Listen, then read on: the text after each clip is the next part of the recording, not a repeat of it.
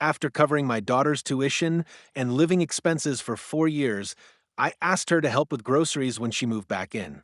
She called me abusive, told the school counselor I was controlling, and blocked me. I was shaken until I found the emails she sent begging for help and promising to pay me back every cent. And when I sent them to the financial aid office, I, 54 male, have one child, my daughter Lily, 22 female. Her mother left when Lily was 10, just packed up, moved states away, and started over like we didn't exist. She sent the occasional birthday card or Christmas gift, but she was never a real parent after that.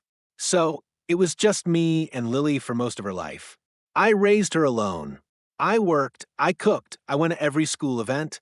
I paid for braces for field trips for her senior prom dress. I didn't date much. I didn't go on vacations. I built my life around making sure she had everything she needed. When it came time for college, she got accepted into a private university out of state. Her financial aid only covered part of it. She didn't want to go to a state school, and she didn't want big loans. She asked if I could help. I told her I would do everything I could, and I did. Every semester, when something wasn't covered, books, housing, extra fees, I stepped in. I paid for her off-campus rent, her food, her phone bill. I co-signed her student loans. I paid for flights when she wanted to come home. I sent money when her roommates didn't cover their share of the utilities. She always said thank you. Sometimes she'd cry and say she was lucky to have me. She told me over and over again that she'd pay me back every cent. I still have those emails. Some were really desperate, like, "Dad, I don't know what to do. My roommate left, and I have no way to cover the rent. I promise I'll pay you back everything. I just need help." Or, "Thank you for not giving up on me. I swear I will make this worth it one day." And I believed her.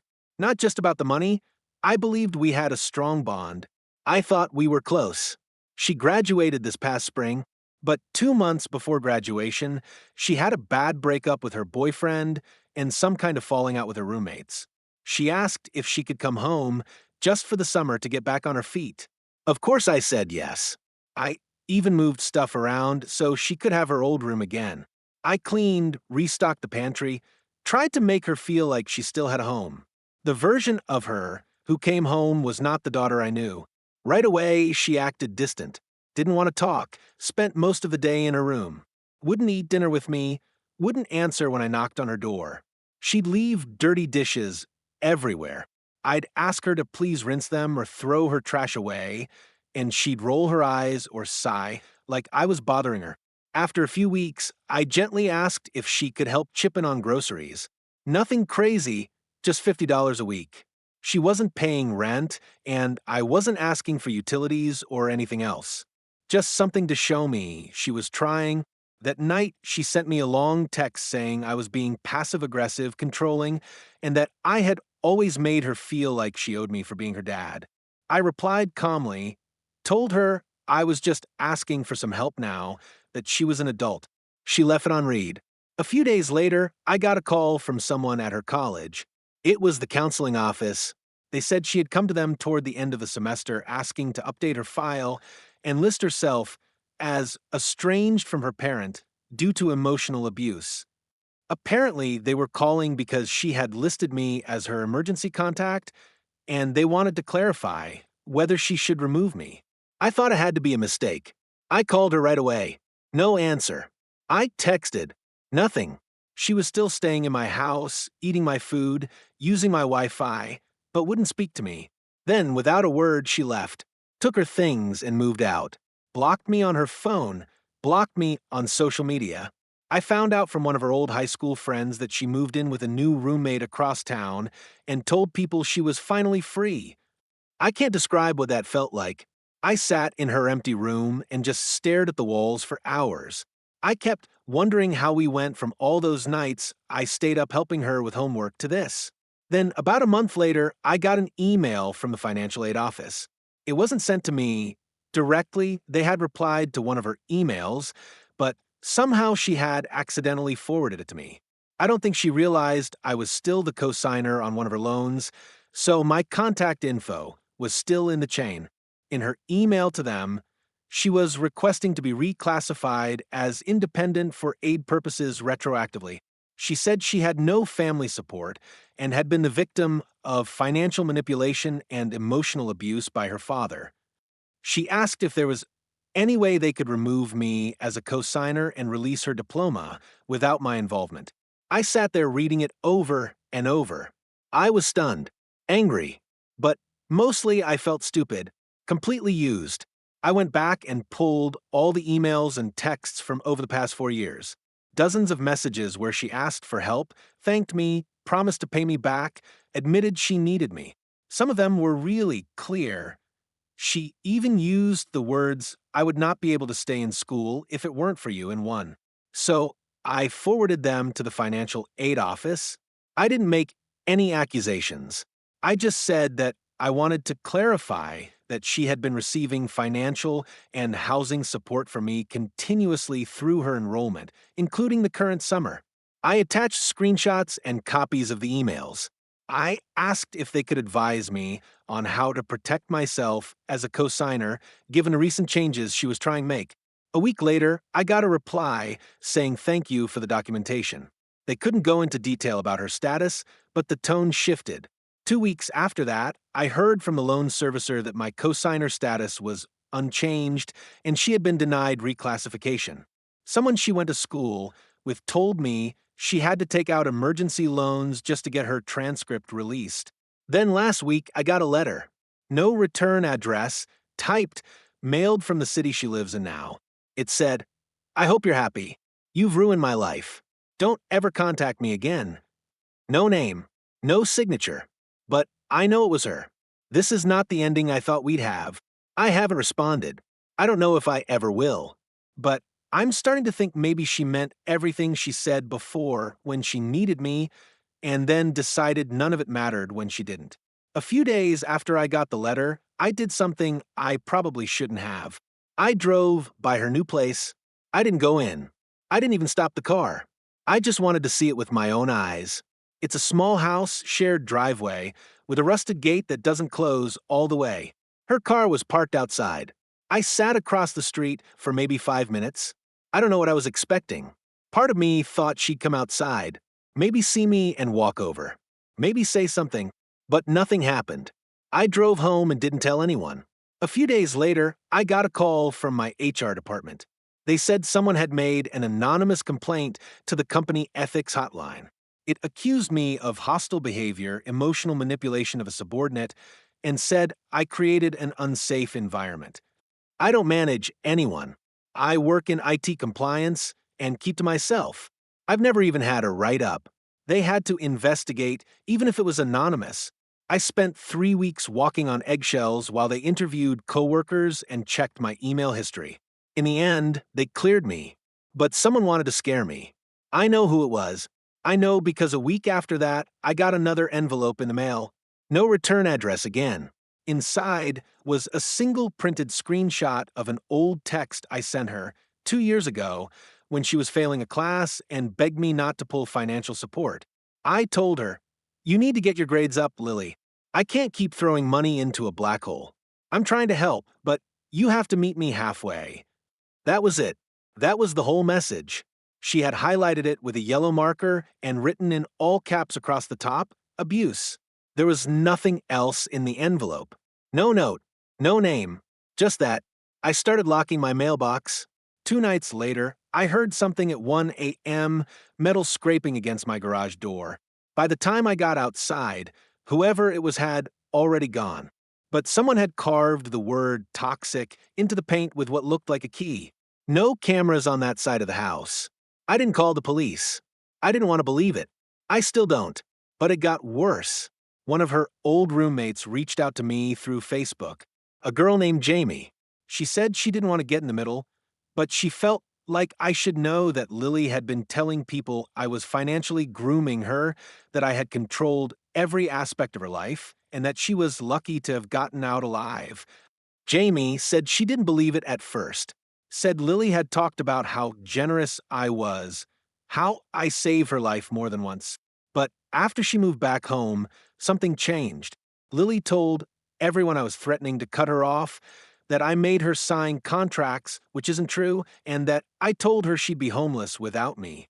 Then Jamie sent me a screenshot. It was from a group chat. Lily had written, "He thinks he owns me just because he paid for stuff. That's not parenting. That's control. I'll make sure he pays for what he's done." I sat with that for a long time. Read it until the words stopped making sense. I started looking back through everything, every message, every time she asked for help. I noticed something I hadn't before. Every time she thanked me, it was when she needed something: rent, food, tuition, her car fixed. And every time I said no or set a boundary, even a small one, there was always some kind of fallout. Cold silence, guilt tripping, later anger. It was like she couldn't tell the difference between support and ownership. Like anytime I said enough, she felt attacked. A part of me still wanted to talk to her. I started drafting an email. I kept it short. I wasn't going to apologize. I just wanted to say I was here if she ever wanted to come back to something honest.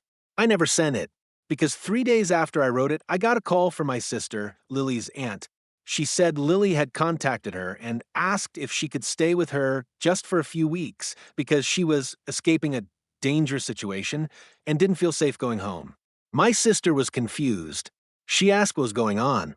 Lily said I was threatening her with legal action and trying to destroy her future through her school. She said I was retaliating because she set boundaries. She brought up the aid office emails, the loan. She spun the whole story around. My sister didn't know what to believe. We haven't talked much since. But here's the thing: Lily did stay with her for about a week. And while she was there, she borrowed my sister's laptop, logged into her email, and forgot to log out.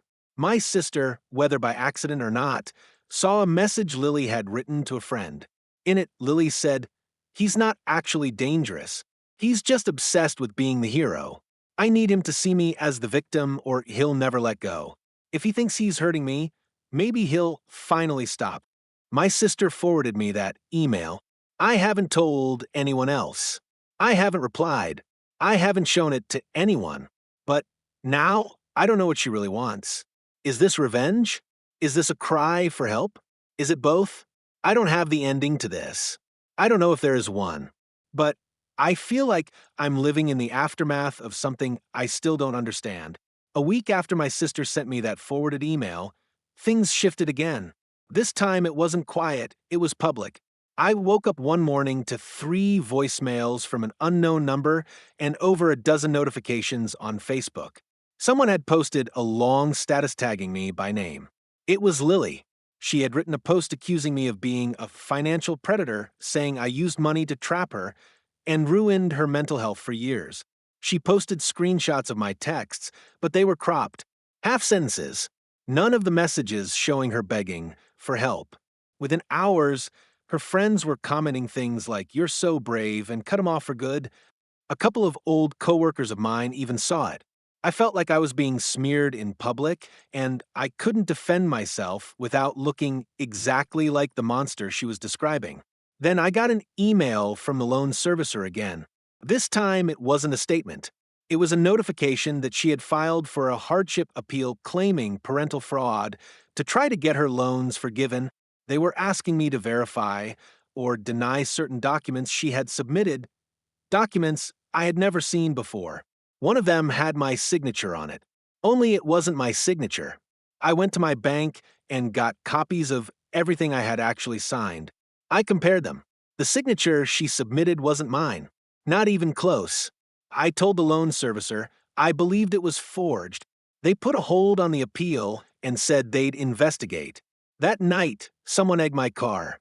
It's a small thing, but it didn't feel random. I live on a quiet street.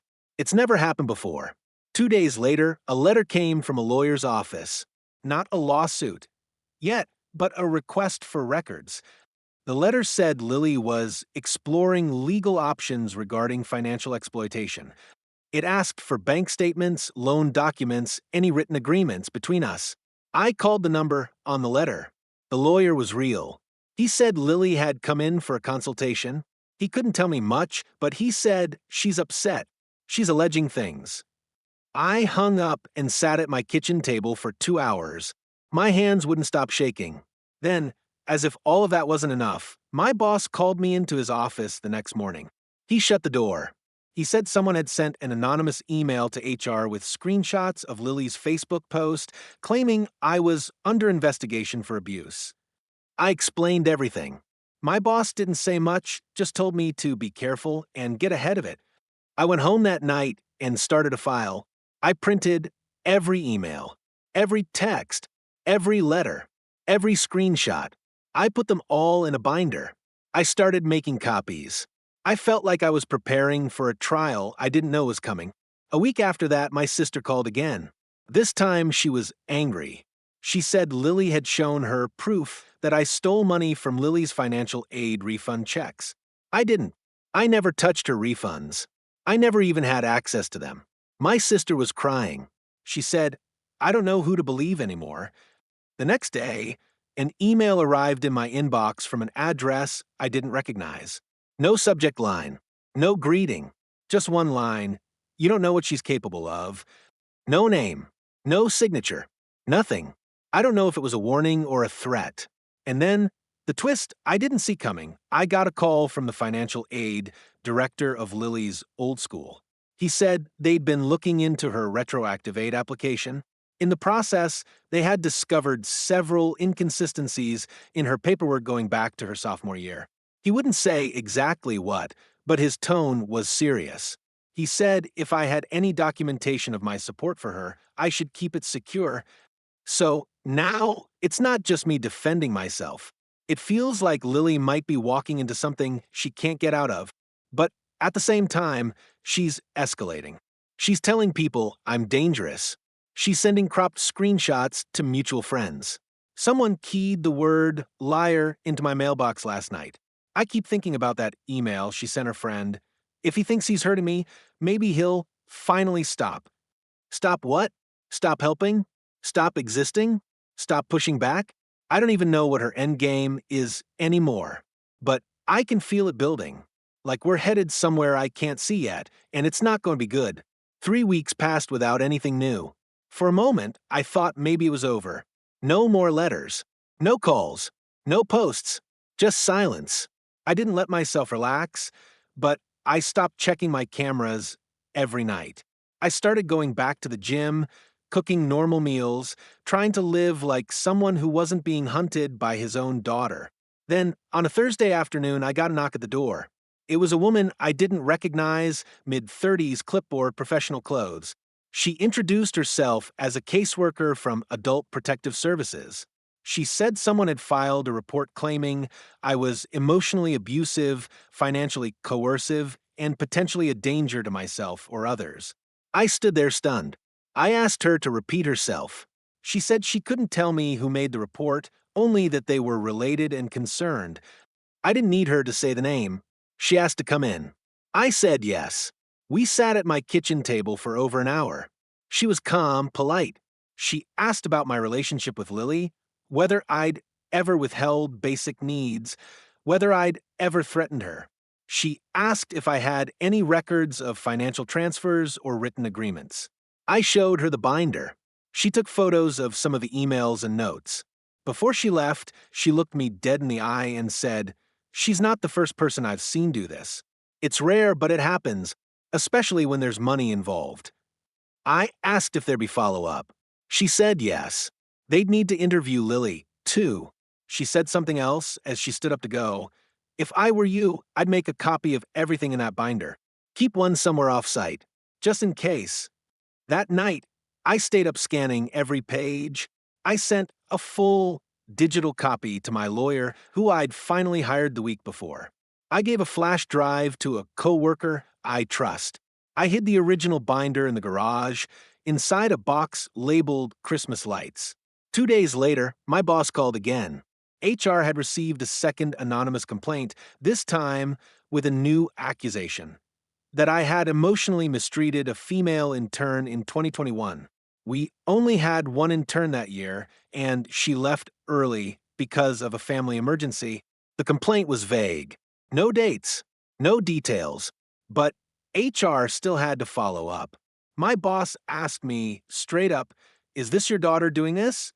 I said, "I think so, but I can't prove it." He didn't respond right away. Then he said, "We'll handle the process. Just take care of yourself." I felt humiliated, powerless. I went home early that day. There was a package on my doorstep, no return address. I picked it up and immediately felt something strange. It wasn't heavy, but it wasn't flat either. I brought it inside and opened it slowly. Inside was a single item, a copy of a children's book I used to read to Lily when she was little, The Kissing Hand. On the inside cover, someone had written, "I still remember who you were. Do you?" That night, I went to the police. I didn't know what they could do, if anything, but I made a report about the mailbox, the keyed car, the forged documents, the anonymous emails, and now the package. They took it seriously, said they couldn't prove who sent the items, but that I was doing the right thing documenting everything. They told me something I hadn't thought about, that if this continued, I could petition for a restraining order, even if it was my own daughter. I didn't respond. I just nodded. A few nights later, I had a dream. In it, Lily was standing in our old kitchen, age 12, crying because she couldn't figure out her math homework. I was beside her, pointing at the paper, helping her add fractions. In the dream, she looked up at me and said, "Are you going to make me pay for this too?" I woke up drenched in sweat. That morning, I got an email from a former professor of hers, someone I'd met once at a parent event. He said he was reaching out because Lily had asked him to be a character reference for a legal matter, but something about her story felt off. He remembered how close we were, how she talked about me like I was her hero. He asked me a simple question: "What happened between you two?" I started typing a reply. I deleted it. I started again. I deleted that too, because, honestly, I don't know what happened. I've replayed every conversation, every decision. I don't know if this is mental illness, resentment, or some twisted attempt at independence. I don't know if she believes the things she's saying, or if it's all some elaborate way to rewrite our past. What I do know is this: she's not finished, and I think the next move is coming soon. It happened exactly 4 months after that last email. The police called first. They said there had been an incident involving Lily. They didn't give details, just asked me to come to the station. I thought she'd been hurt, that something terrible had finally happened to her. When I got there, they handed me a folder. Inside were screenshots from a group chat and several emails Lily had sent to her lawyer, to the financial aid office, even to a former professor.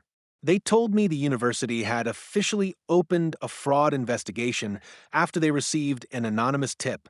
Someone had submitted proof that Lily had altered tax forms, forged my signature on financial aid documents, and written fake abuse claims in a campaign to have her loans wiped and gain reclassification as an independent student. That tip came from me.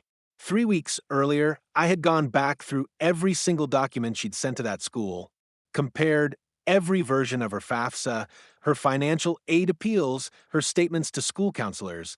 I found mistakes, timelines that didn't line up, duplicate forms with different numbers. I even found one Word document that still had the original file name saved in the properties, Dadloan version 3 underscore final underscore edit.docs. That's when I stopped waiting for her to stop. I gave it all to the university, and I gave it to the police too. But what I didn't know, what no one knew, was how far she had taken it.